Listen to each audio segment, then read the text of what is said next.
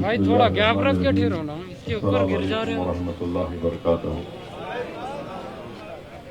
मुअज़्ज़िज़ हाज़रीन इकराम, बुजुर्गान कौम और मिल्लत, मेरी इज़्ज़तदार माँ और बहनों, सीमांचल के गयूर नौजवान साथियों, बिहार प्रदेश के मजलिस इत्तेहादुल मुस्लिमीन के अध्यक्ष सदर मेरे भाई मोहतरम अख्तर अली वान साहब, रुकन असम्बली मोहतरम जनाब तौसीफ आलम साहब, मोहतरम जनाब आदिल हुसैन साहब, मोहतरम जनाब वारिस पठान साहब, हैदराबाद से तशरीफ लाए मिले मोहतरम जनाब माजिद हुसैन साहब, मेरे तमाम मजलिस रुफ़ा और जनाब आफ्ताब आलम साहब जो बिहार मजलिस के जनरल सेक्रेटरी हैं, हम अल्लाह से दुआ गो हैं कि अल्लाह उनको जल्द से जल्द सेहतियाब करे जो भी बीमार हैं, ताकि वो हमारे साथ दोबारा इस मुहिम में शामिल होकर मजलिस की कामयाबी और मजलिस के कारवां को लेकर आगे बढ़े। मुअज़्ज़िज़ हाज़रीन इकराम, मेरे इज़्ज़तदार दोस्तों, यही तारीखी मैदान में 2015 में मजलिस इत्तेहादुल मुस्लिमीन का सबसे पहला जलसा सीमांचल की सरजमीन पर इसी ग्राउंड पर मुनक़्क़द किया गया था।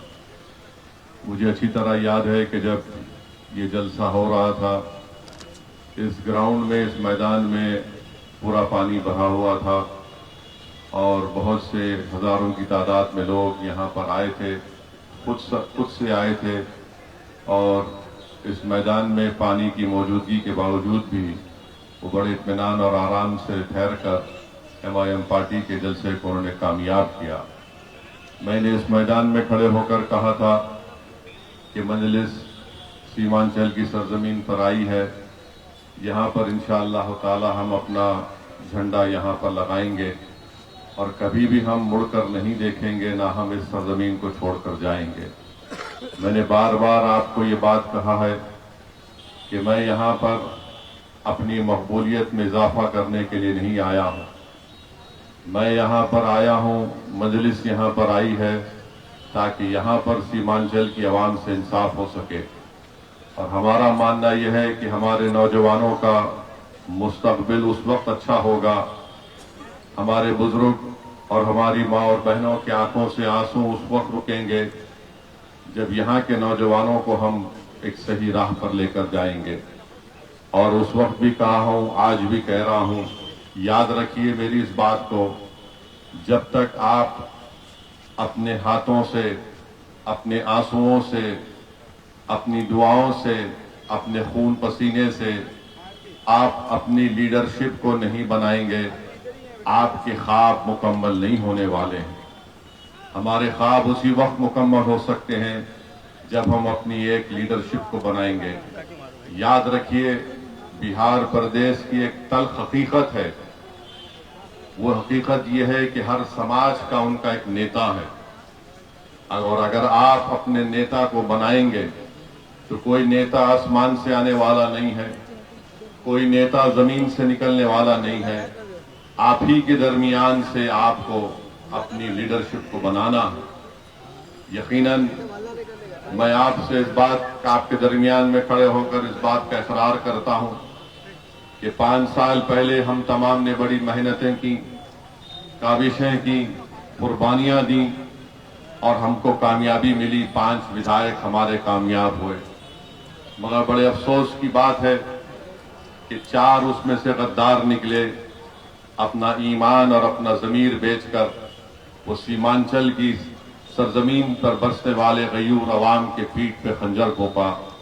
मगर वो लोग ये भूल गए कि हम अभी भी अपना बीज बो रहे हैं सरजमीन पर, और इंशाअल्लाह ताला वो बीज, उससे एक नई फसल तैयार होगी जो मुझे यकीन है कि इंशाअल्लाह ताला न सिर्फ इस आने वाले विधानसभा के चुनाव में हम दोबारा अपने विधायक को कामयाब करेंगे, बल्कि इंशाअल्लाह ताला सुबह क़यामत तक यहाँ पर मजलिस इत्तेहादुल मुस्लिमीन ने जो लीडरशिप और नेता बनाने का काम शुरू किया है, वो हमको कामयाबी हर मरहले पर मिलेगी। तो मेरी आपसे गुजारिश है कि आप इस इंसाफ यात्रा का हिस्सा आप जो बने हैं, 4 दिन का हमारा प्रोग्राम है। सीमांचल के मुख्तलिफ जिले में हम जा रहे हैं। मुख्तलिफ विधानसभा में जाकर हम अपनी बात को रख रहे हैं, ताकि आने वाले विधानसभा के चुनाव में हम पहले से ज्यादा ताकत से इस चुनाव में मुकाबला करेंगे। तो मेरे अजीज दोस्तों, बुजुर्गों, मैं एक बात आपको बताना जरूरी समझता हूं कि जब कभी भी ओवैसी सीमांचल को आता है तो एक हमारे जो मुखालिफ हैं, जो नहीं चाहते कि सीमांचल से इंसाफ हो, जो नहीं चाहते कि सीमांचल का नौजवान नेता बनकर उनकी आंख में आंख डालकर इंसाफ का मुतालबा कर सके, जो ये ताकतें नहीं चाहती कि हमेशा हमारी माँ और हमारे बुजुर्गों की आंखों में आंसू रहे, वो एक ही इल्जाम लगाते हैं कि मजलिस आएगी तो वोट कटेंगे। मैं आपसे पूछना चाह रहा हूं, और आप इस सच्चाई को जानते भी हैं, कि बीजेपी कई मर्तबा कामयाब हो गई। इसकी कामयाबी के पीछे किसका रोल रहा है? कौन बीजेपी को रोक नहीं पा रहा? पार्लियामेंट के चुनाव हुए, मजलिस ने कितने पार्लियामेंट की सीट पर इलेक्शन लड़ा? आखिर कैसे तीसरी मर्तबा नरेंद्र मोदी इस देश के प्रधानमंत्री बन गए? जब मैं सवाल पूछता हूं तो इस सवाल का जवाब कोई नहीं दे पाता है। चलिए, अब हमने अख्तरुल ईमान साहब ने राजद के जिम्मेदारों को, जनाब लालू प्रसाद यादव को 2 खत लिखकर कहा कि आइए हम आपसे अलायंस करने के लिए तैयार हैं। आप अंदाजा लगाइए कि कितना सख्त और तकलीफदेह बात और फैसला हमने लिया था कि जिस पार्टी ने हमारे 4 विधायकों उन बेईमानों को खरीद लिया, उसके बावजूद भी हमने कहा कि आइए भाजपा को रोकते हैं। एक नहीं 2 खत अख्तरुल ईमान साहब ने लिखे। फिर एक यहां पर लीडर ऑपोजिशन तेजस्वी यादव को भी लेटर लिखा और अख्तरुल ईमान ने लिखकर कहा कि हमको सिर्फ 6 सीट दे दीजिए, अगर आपकी हुकूमत बनती है तो हमको मंत्री का पोस्ट मत दीजिए, हम सिर्फ इतना चाहते हैं कि आप बीजेपी को रोकिए, फिरका परस्ती को खत्म करिए और सीमांचल के इंसाफ के लिए संविधान में जो आर्टिकल है, उस आर्टिकल के तहत सीमांचल में एक डेवलपमेंट काउंसिल बनाइए, ताकि यहां की सरजमीन पर बसने वालों को इंसाफ मिल सके। सिर्फ यही बात MIM पार्टी की तरफ से जनाब अख्तरुल ईमान ने लिख दी है। अब ये आपको देखना है, ये दुनिया देखेगी कि जो लोग हम पर झूठा इल्जाम लगाते थे और जो लोग हमसे सवाल कर रहे हैं कि आखिर क्या जरूरत थी आपको खत लिखने की, तो मैं उनको कहना चाह रहा हूं, जिसमें हमारे दोस्त भी हैं, हमारे दुश्मन भी हैं, हमारे मुखालिफिन भी है, ये खत हमने ताकत की बुनियाद पर लिखा है, कमजोरी की बुनियाद पर नहीं लिखा है। और अगर कोई लोग हमारे खत लिखने को समझ रहे हैं कि आपने 5 सीट जीते थे, आज आपने खत क्यों लिखा? मेरे भाई, ताकत की बुनियाद पर सीमांचल की आवाम पर हमको पूरा यकीन है कि वो हमारे साथ थे और इंशाअल्लाह ताला हमारे साथ रहेंगे इंशाअल्लाह ताला। अब सीमांचल की जनता देखेगी, बिहार की जनता देखेगी, और ये टीवी के चैनल में बैठकर ये बड़े बड़े अक्लमंद लोग जो बात करते MIM खड़ी हो गई तो वोट कटता है। हमारी वजह से वोट नहीं कटता है, तुम्हारा वोटर मोदी के गोद में जाकर बैठ चुका है, इसलिए मोदी कामयाब हो रहा है। हमारा रिकॉर्ड सामने है। मैं बता रहा हूं आपको, 2004 में अल्लाह सुब्हानहू व तआला ने अपने फजल और करम से मुझे पहली मर्तबा भारत की संसद में भेजा। आज 2025 है, 21 साल हो गए। कोई एक बता दो पार्लियामेंट में मैंने खड़े होकर किसी बीजेपी जब सरकार में थी, सरकार में आज भी है 2014 से 2025 तक, मैंने कहां पर बीजेपी का साथ दिया? सिटीजनशिप अमेंडमेंट बिल आया, मैंने उस बिल को फाड़ दिया। ट्रिपल तलाक का 3 मर्तबा बिल लाया गया, हमने मुखालिफत में वोट दिया। यूएपीए का कानून अमित शाह लेकर आए, किस पार्टी ने उसकी तायीद की? पूछो इन लोगों से जो हम पर इल्जाम लगाते। क्या कांग्रेस पार्टी ने यूएपीए के कानून की तरमीम की तायीद नहीं की थी? आज उसी कानून के तहत दिल्ली के तिहाड़ जेल में 6-6 साल से हमारे नौजवान बेटे और बेटियां सड़ रही हैं। तो मेरे अजीज दोस्तों और बुजुर्गों, हमने अपनी ताकत की बुनियाद पर यह खत लिखा है। कमजोरी इसमें कभी थी ना कभी रहेगी इंशाअल्लाह ताला। दूसरी बात वो कहेंगे ये हैदराबाद से आया है। हाँ, मैं हैदराबाद से आया हूं, चांद से नहीं आया हूं, इसमें कोई बुरी बात नहीं है। और अगर जो कह रहे हैदराबाद से आया, तो फिर वो जो हरियाणा से आकर बिहार में राज्यसभा का एमपी बन जाता है, उसमें तुमको पेट में दर्द नहीं होता? क्या वो बिहार का वासी है? मैं हैदराबाद से जरूर आया हूं और इंशाअल्लाह ताला अल्लाह जब तक जिंदा रखेगा आता रहूंगा।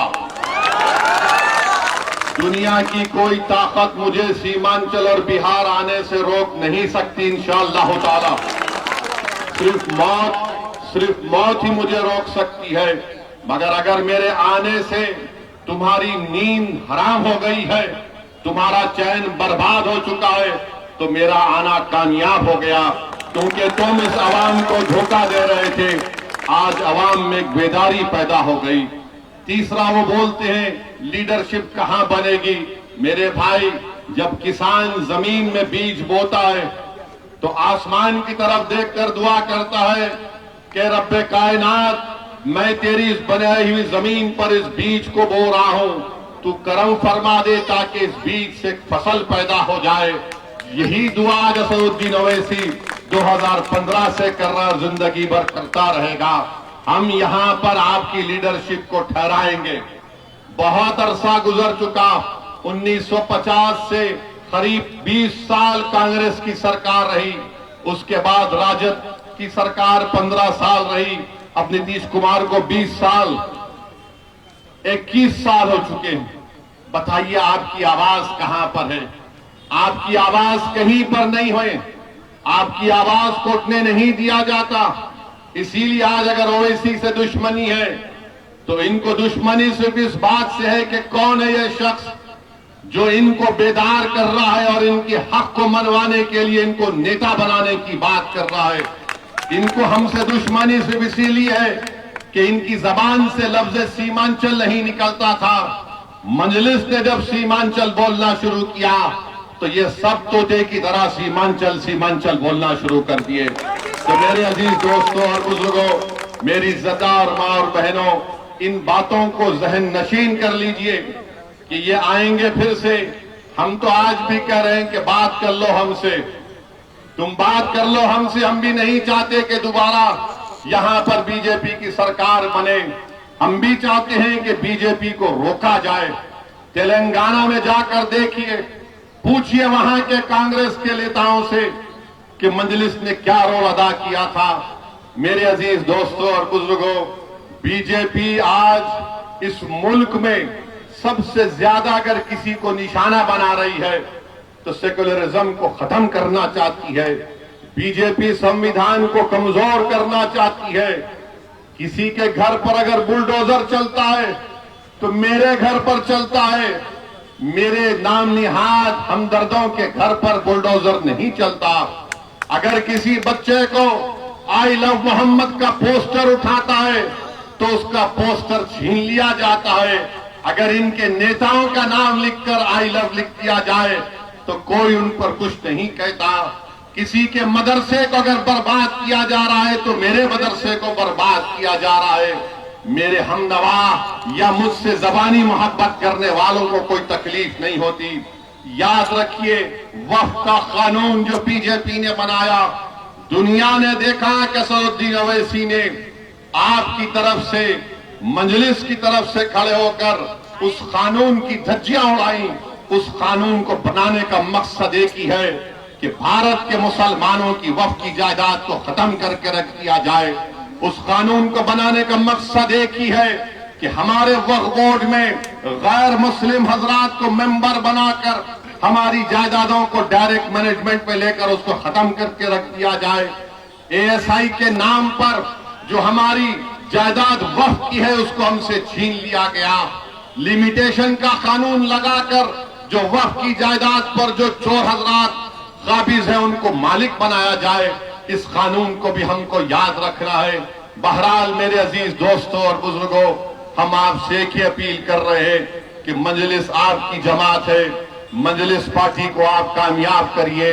ये किशनगंज में वार्ड 31, वार्ड 32 और वार्ड 33 में जब कभी भी बारिश होती, यहां पर उन तीनों वार्डों में बारिश आ जाती है, घर में पानी आ जाता है। यहां पर 1-2 किलोमीटर की रोड का काम भी होना बाकी है।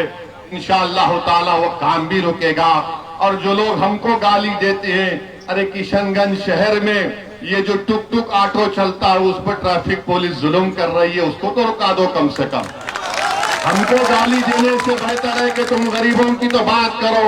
मगर आज आप जान लीजिए कि अवामी मसलों पर बात नहीं होगी, इंसाफ की बात नहीं होगी। ये सिर्फ यही आकर कहेंगे इंसाफ बाद में होगा, तुम जुल्म को सहते रहो, पहले हमको नेता बना दो, पहले हमको मुख्यमंत्री बना दो, ताकि हमारी खानदान में जितने लोग हैं, जितनी नस्लें हैं, वो कोई ना कोई मिनिस्टर बन जाए। मैं आपसे अपील कर रहा हूं, ये इलेक्शन आपका है, ये इलेक्शन ओवैसी का नहीं है। ये आपको इंसाफ की लड़ाई लड़ना है। हम आपके दरमियान में थे और रहेंगे। और जो लोग कह रहे थे कि मजलिस का एक ही विधायक बच गया बिहार में, अरे बिहार की ऐवान असेंबली का रिकॉर्ड उठाकर देख लो। अख्तर ईमान को ये 4 बेईमान छोड़कर भाग गए। मगर याद रखो, ये एक शेर की तरह बिहार के असेंबली में आपकी आवाज बनकर इन तमाम लोगों से आपके इंसाफ की लड़ाई लड़ रहा था। ये अख्तर ईमान बहैसियत रुकने असेंबली, बहैसियत बिहार प्रदेश के अध्यक्ष के अख्तर ईमान ने हर समाज के ताल्लुक से सवालात किए। मेरी आपसे गुजारिश है कि आप एमआईएम पार्टी को मजबूत करिए और इस इंसाफ यात्रा को आप दुआ करिए कि अल्लाह इसको कामयाब और कामरान करे। वाखिर दावाना अल्हम्दुलिल्लाहि रब्बिल आलमीन।